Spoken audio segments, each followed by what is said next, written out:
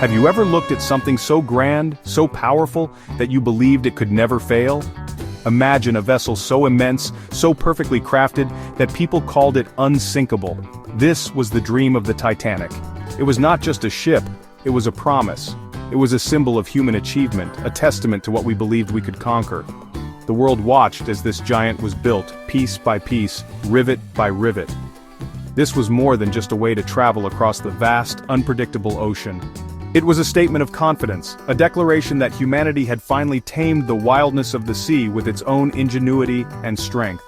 The Titanic was born from an age of incredible invention and ambition. It was the largest moving object ever made by human hands at the time. Its creators used the strongest steel and the most advanced technology of the early 20th century. They designed it with special watertight compartments, a feature that made many believe it was truly invincible. If one part of the ship was damaged, the doors could be sealed, keeping the rest of the vessel safe and afloat. This clever design gave people a profound sense of security. They saw the Titanic not as a simple machine but as a floating fortress, a sanctuary against the ocean's might. The world was captivated by this marvel of engineering. Newspapers printed stories filled with awe and admiration. They described its powerful engines, its luxurious interiors, and its groundbreaking safety features. For the people of that era, the Titanic represented progress and the bright future of technology.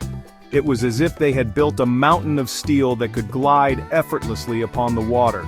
This belief in its unsinkable nature was not just a clever marketing slogan, it was a deeply held conviction shared by its builders, its crew, and the public who dreamed of one day sailing on it. This majestic ship symbolized hope for many different people. For the wealthy, it was a palace on the water, a place to enjoy unparalleled luxury while crossing the Atlantic. For those in second class, it offered a level of comfort that rivaled the first-class cabins of other ships. And for the many hopeful immigrants traveling in third class, the Titanic was a vessel carrying them toward a new life in America. It was their chariot of dreams, a powerful and safe passage to a land of opportunity. The ship's immense size and supposed invincibility gave them comfort on their journey into the unknown. On a bright spring day, the 10th of April, 1912, the Titanic was ready to begin its very first journey. A great crowd gathered at the port of Southampton, England, to witness the historic moment. The air was filled with excitement and a sense of occasion. People waved goodbye to their loved ones, their faces a mixture of pride, joy, and perhaps a little sadness at the temporary farewell. The ship's powerful horns blasted, their deep sound echoing across the water, announcing its departure. As the colossal vessel pulled away from the dock, it was a truly breathtaking sight, a floating city embarking on an adventure. On board, the ship was a world of its own, bustling with life and activity. Passengers in first class strolled along spacious decks or relaxed in ornate lounges decorated with fine wood and plush fabrics. They enjoyed fancy meals in a grand dining room that resembled a royal ballroom. In second class, families gathered in comfortable libraries and smoked in dedicated rooms, enjoying a quality of travel they had never experienced before. Even in third class, the accommodations were clean and far better than on other liners. For everyone aboard, the first few days of the voyage were filled with wonder and a sense of shared privilege. The journey across the Atlantic Ocean started smoothly. The weather was calm, and the sea was like a vast blue mirror reflecting the clear sky. The powerful engines propelled the ship forward with a quiet, steady rhythm, creating a feeling of serene progress. Passengers fell into a comfortable routine, enjoying the ship's many amenities. Children played games on the deck, while adults socialized and admired the endless ocean views. There was a feeling of peace and order. It felt as if nothing could possibly go wrong. The Titanic was performing exactly as its creators had promised, gliding gracefully toward its destination in New York. As the ship sailed further west, the air grew colder. The crew received warnings from other ships about icebergs in the area. These messages were noted, but the sense of security on the unsinkable ship remained strong. The night of April 14th was exceptionally calm and clear. The sea was unusually still, without even a small wave to disturb its surface. The sky was dark, moonless, but filled with a brilliant canopy of stars. It was a beautiful, yet deceptive tranquility. Below deck, many passengers were asleep in their cabins, dreaming of their arrival in a new world, completely unaware of the danger that silently drifted ahead in the icy waters. In the freezing darkness of the North Atlantic, A lookout high up in the crow's nest suddenly saw a shape emerge from the night. It was a colossal iceberg. A mountain of ancient ice, directly in the path of the ship. He frantically rang the warning bell and telephoned the bridge, shouting the terrifying words, "Iceberg, right ahead!" The officers on duty acted instantly, ordering the engines to be reversed and the ship to be turned as sharply as possible. But the Titanic was enormous and moving fast. It was like trying to steer a speeding building. The great vessel began to turn, but it was too slow, too late.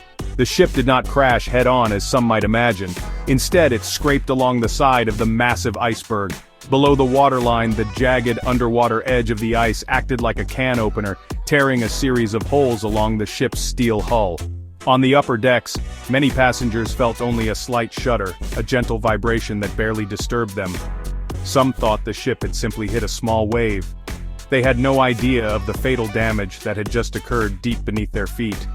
The unsinkable ship had been mortally wounded in a matter of seconds, its legendary strength breached by the silent, unyielding ice. At first, there was confusion, not panic. The crew tried to assess the damage while passengers were gently asked to put on their life belts and come to the boat deck. Many people were reluctant, not believing the situation was serious. They stayed in the warmth of the lounges, joking and feeling that this was just an overcautious drill. The ship's lights were still blazing and the band had started to play cheerful music to keep spirits up. The idea that the Titanic could actually sink was simply unimaginable to them. But below, seawater was pouring in, relentlessly filling the forward compartments one by one. As the front of the ship began to dip noticeably into the water, a new feeling started to spread: fear. The calm confidence of the passengers and crew began to crumble. The slant of the deck became steeper, making it difficult to stand. It became horrifyingly clear that there were not enough lifeboats for everyone on board. A terrible choice had to be made. Women and children were prioritized for the few available spots. Families were torn apart in heartbreaking scenes of farewell. The initial sense of security had vanished, replaced by the chilling realization that their floating palace was, in fact, sinking into the black, freezing abyss. As the great ship's bow sank deeper, its stern rose high out of the water, pointing toward the star-filled sky. The scene was chaotic and terrifying. The ship's lights flickered, and then went out, plunging everyone into near-total darkness. The sounds of the night were horrifying: the groaning of tortured metal, the crashing of furniture and machinery deep within the ship, and the desperate cries of those still on board. Then, with a deafening roar, the immense strain on the ship's structure became too much. The Titanic broke in two, a final, catastrophic failure of the vessel once thought to be indestructible. The two massive sections of the ship sank quickly into the icy depths, disappearing from the surface forever. In the water, hundreds of people struggled to survive in the freezing temperatures. The lifeboats, some only half full, rowed away from the sinking to avoid being pulled down with it. The occupants could only listen to the terrible sounds fading across the water as the ocean grew quiet once more. They were alone in the vast, dark expanse, a small collection of survivors surrounded by the ghosts of what had been the grandest ship in the world. They waited for hours in the biting cold, hoping for a rescue that seemed impossible. The sinking of the Titanic sent shockwaves around the globe.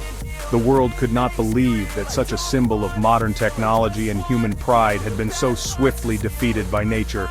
The loss of more than 1,500 lives was a tragedy on an unimaginable scale. In the aftermath, investigations were launched to understand what went so terribly wrong.